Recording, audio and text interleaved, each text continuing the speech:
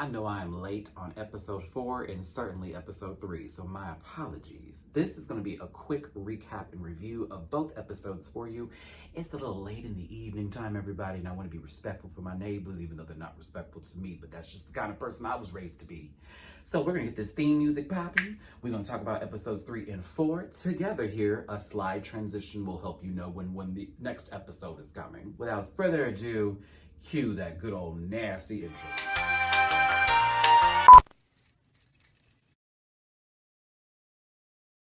Listen. Yeah. Yes, God. Get that out of there.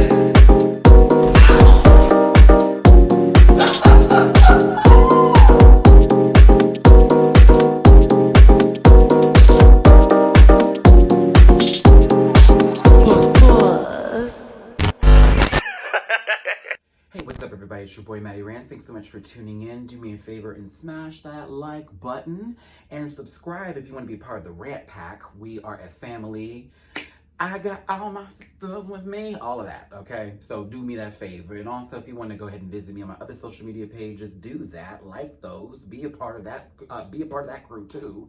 That's at Matty Rants on Facebook and on Instagram, and at the Matty Rants on Twitter. And if you want to donate to the channel, please and thank you. That's Cash App, $ Matty Rants, Venmo, Matty-Rants, and PayPal.me/MattyRants. Okay, now this first episode we're starting with is in Bronson, Missouri, and it already left a bad taste in my mouth with how they were treating Bob, Shangela, and Eureka when they walked into this Bible Belt, or the center of the Bible Belt, whatever nasty buckle this wants to call it, okay? The intro always starts out fun, you know, everyone's laughing at the key, oh my God, look at these weird people in the town, all that kind of mess, until the people need to call the police on them for just standing outside the property. There was a lot of passive-aggressive hate happening on this episode, and it was very hard to watch, but at the same time, I like to see the fool behind the mask. Christians not realize that when you push hate onto other people, you are going against God's teachings, no matter what other context is in the book. If you do something like that, where he literally tells you not to do it,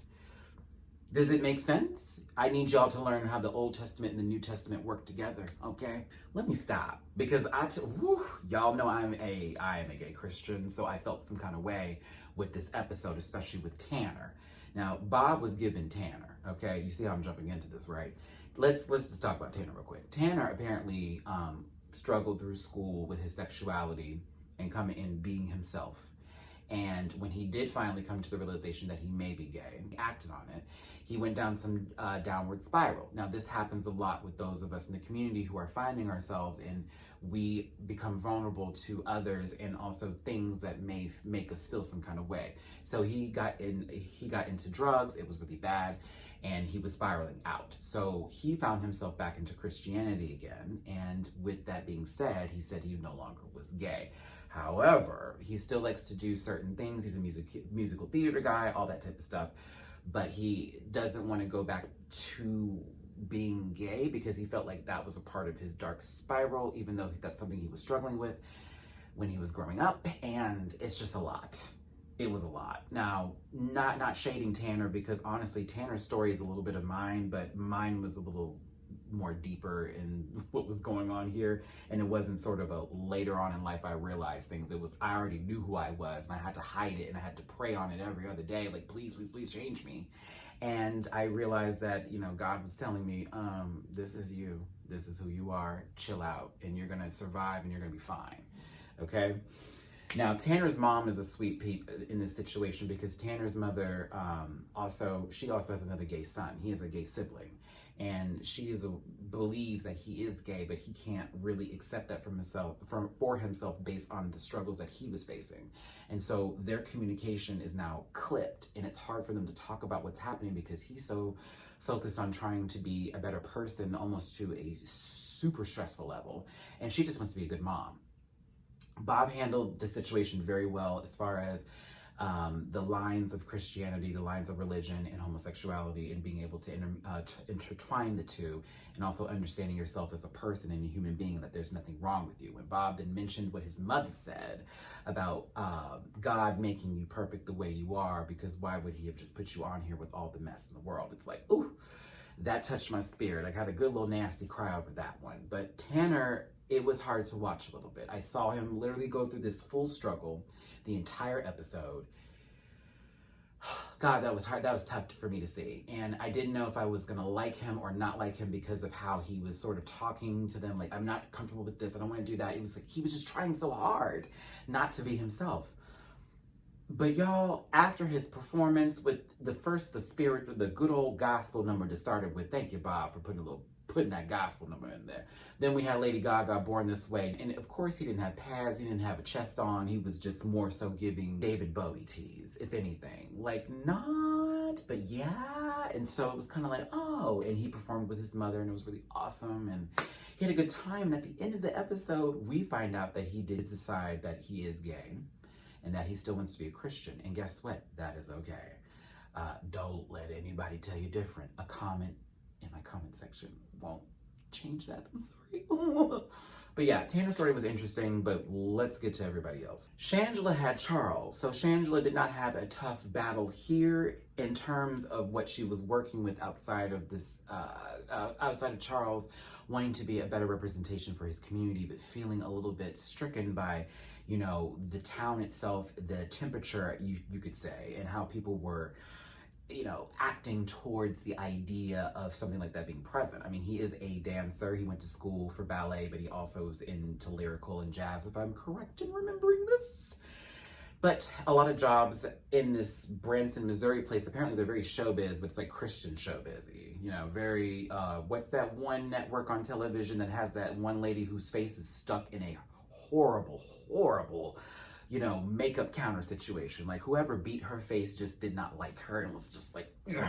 And she got on television and said this was the Lord's work. Mama, you look a fool. And you, it's like a leather handbag that ran through a meat shop. It's terrible. But back to this situation here, Mom. Listen, Charles was a sweetheart, and I was so happy to see Charles light up when he was performing. It was such a treat to see. You could definitely tell he was comfortable with dancing, definitely tell he was comfortable with drag and heels and being like, okay, we're about to do this. But to see his energy and his light from just being able to express himself and being able to be the entertainer that he wanted to be with the audience that he wanted to have, and to be able to share that, hey, I'm trying to be a part of this community. I want to be a beacon. I want to be someone who's a main staple here. Help me, help you, help me. And it was beautiful to see. And I hope that, Charles, everything is working out for you in Branson, Missouri. If not, move away somewhere that's going to be more helpful, please. Because Charles is talented, and I can see him working on many, many, many, many things. Mama could be clearly on Broadway now in the back, just giving a little tussy too. Chris and Eureka. I like seeing Eureka in these situations because y'all remember her from the seasons on Drag Race, and you can even go into the holiday special, Mama's a Showboat. So it's nice to see Eureka almost sit back and give a different persona of herself, or a different layer that we don't normally see from her, because the Elephant Queen likes to let you know she's in the room. And even on this show, you can see that, but it's on a whole different level. It's very much, it's a lot tamer, and it's really sweet to see Eureka like interacting with families, especially with this one. Now, Chris brought up suicide. Y'all know I have faced that twice in my life, and I'm also a person now who still has to, you know, remind themselves that that is not the answer and that is not the way. We all have our dark moments. So when Chris brought that up about being raised a certain way of not being able to share emotions, I can relate. Emotions are important for people to have. It makes you stronger as a person, and also shows your character, and it allows you to have some empathy and feeling towards other situations, and therefore you can become more understanding of things. And that also helps with ignorance not existing, because when you have emotions and you can understand people and you have empathy towards things, you understand stuff. Anywho, his ex-wife, because they're going through a divorce, they're going to be friends again. She's lovely. Shout out to you, Mama. You're doing a damn good job raising that baby.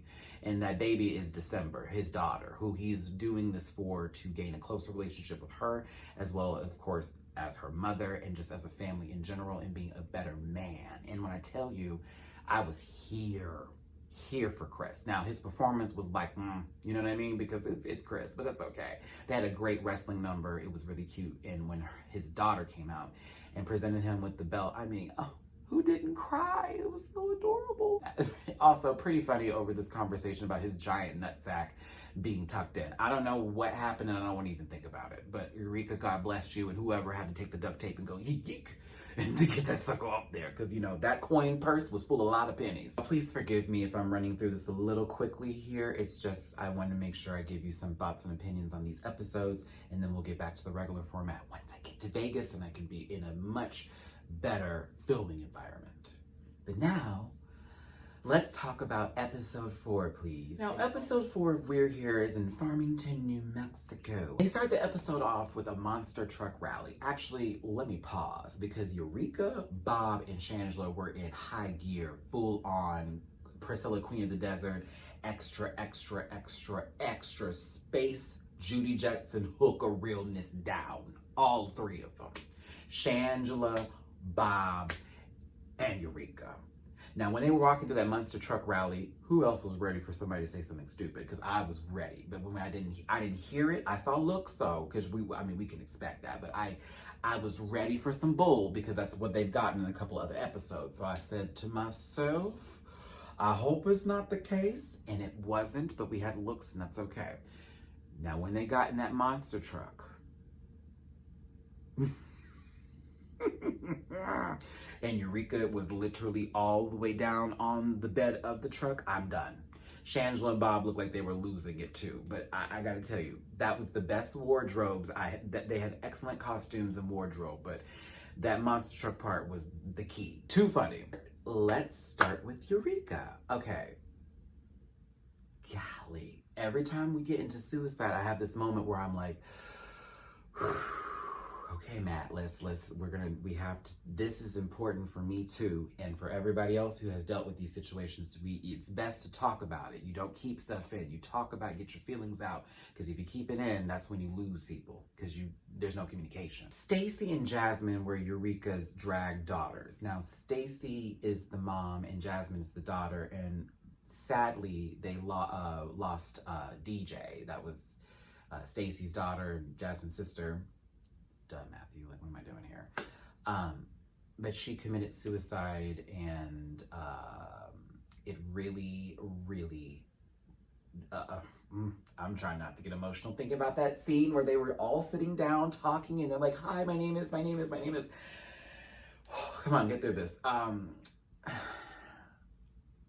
DJ apparently had touched a lot of people's lives, and it really showed that for Stacy and Jasmine, they knew DJ, but they didn't know DJ. And they knew she had problems and that there were some things that she was trying to work out, but they didn't know the full extent of everything. And when things happen like that, people tend to blame themselves sometimes when they feel they didn't communicate enough. But, it's ultimately up to that person who's really going through everything to make the decision to stop what they're doing. You know what I mean?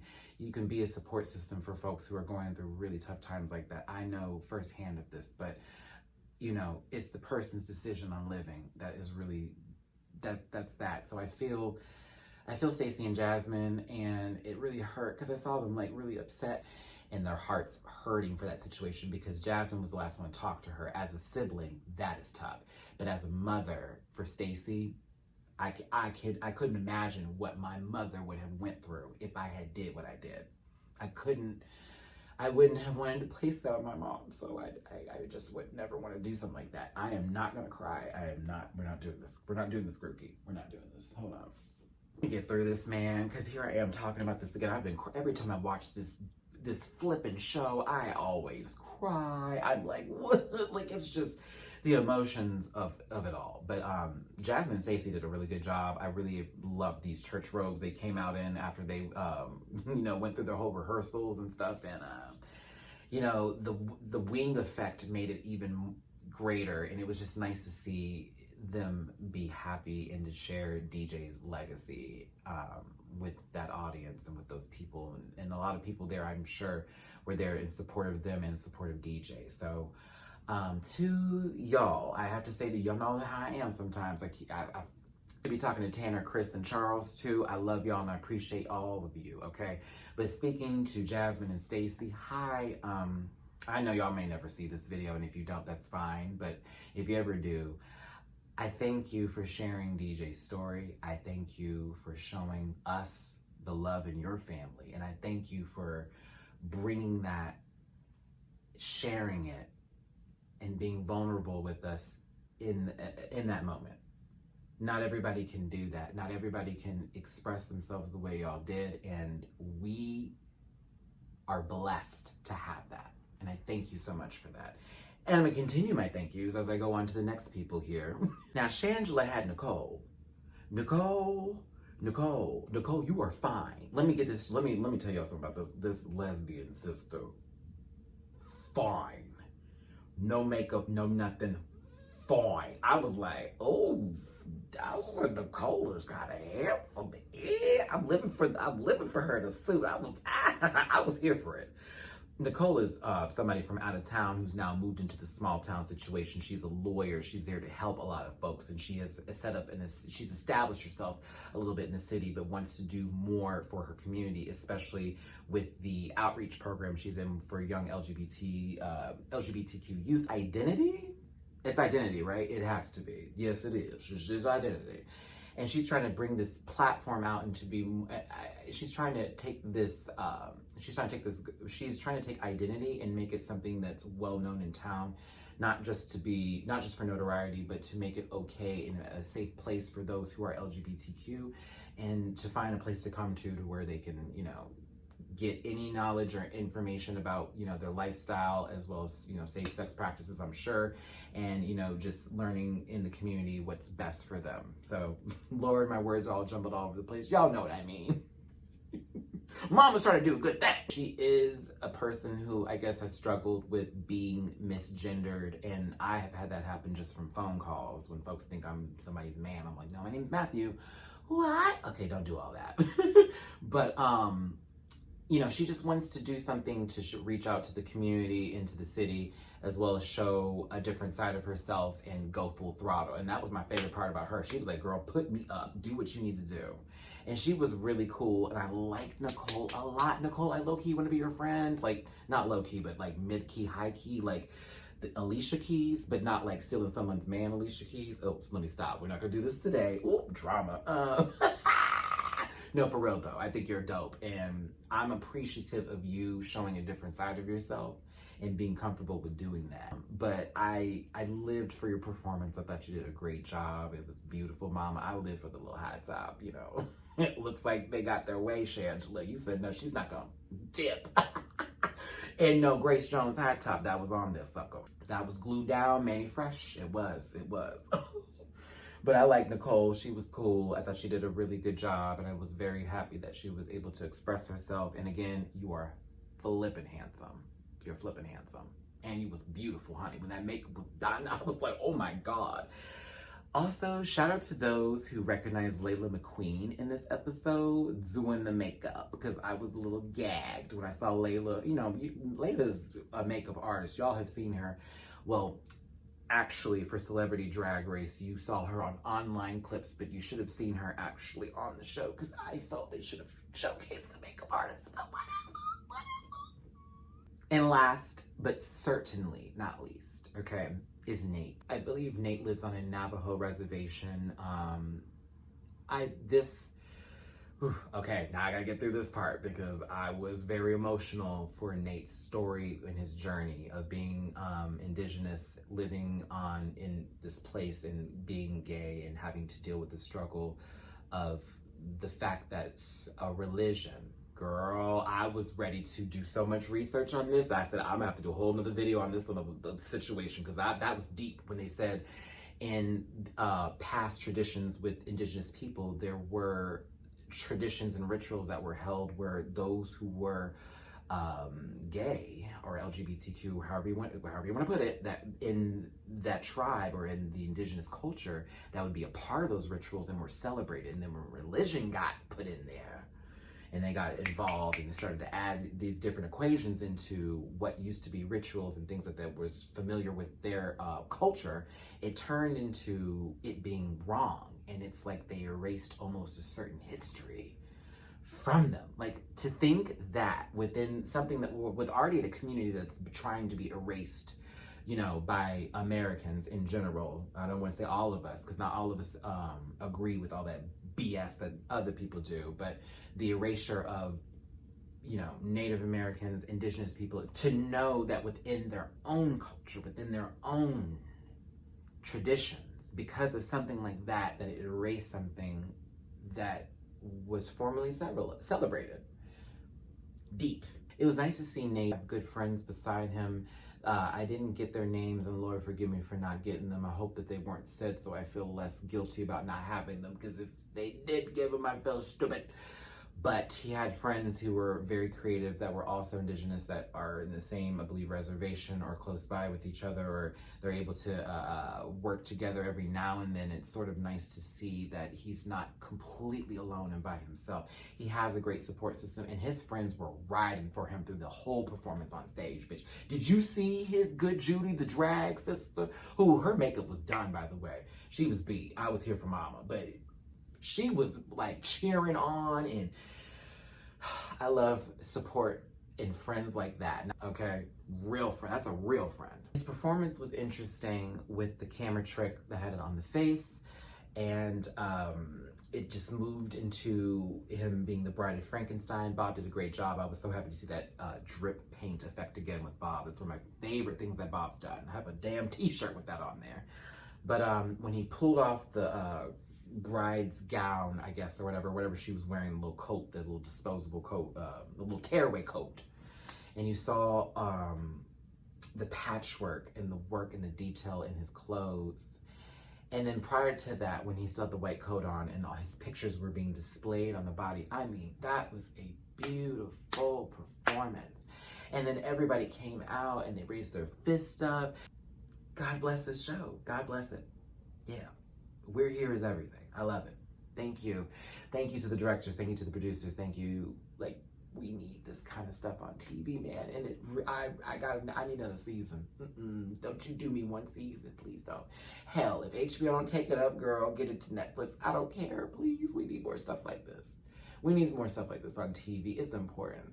I love everything with Drag Race and all the other shows too, but when there's something like this that is so positive, that sheds a light on situations that normally we as people would never know about because we're not looking for it or we're not seeking those things. You put it in our face, and now we have no choice but to listen, to watch, and to pay attention, to understand. I'm grateful for that. I forgot to mention that Nate had a really bad car accident, and so his movement was a little hard for him to do. And I gotta tell you, Nate, you did a damn good job, okay? Your accident is not going to define you. It's the thing you survived that made you stronger, brother. There yesterday.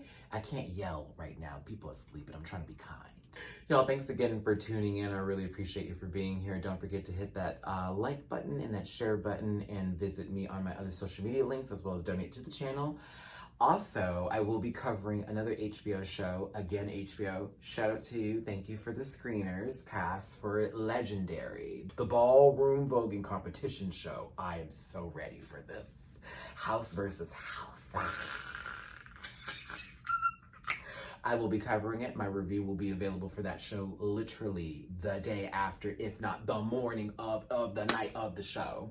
For that one, that premieres, I believe, on May 27th. So that'll be either available that night on the 27th or that morning on the 28th. And again, for We're Here, episode 5, please let me get to Vegas first before I record my review for that. I arrive Monday, so I'm going to try to get that video done Tuesday for you. I just need a lot's going on. I got to pack. I got to get some stuff taken care of, wrap up a few things here in Texas. Worst decision coming back here, will never come back. I won't. I may visit, but I will never, ever, after what happened to me and how my family just did me and everything that just took place. Never, ever again. Nope. Thanks again for tuning in. Hugs and kisses. My best love and wishes to your boy, Matty Rants. I'm going to see you a little later on this week for the Drag Race reunion video, as well as my live Sundays. We're just doing that from now on, y'all. I'm going to have a live video every Sunday, an hour to 2 hours of us talking the tea, going over our favorite shows, and me having my preacher moment, because I see y'all enjoy it when I go on my little soapbox and say, let's have this conversation. Again, all my love to you. Please take care, and I will see you next time. Bye. Say bye, Brokey. Bye.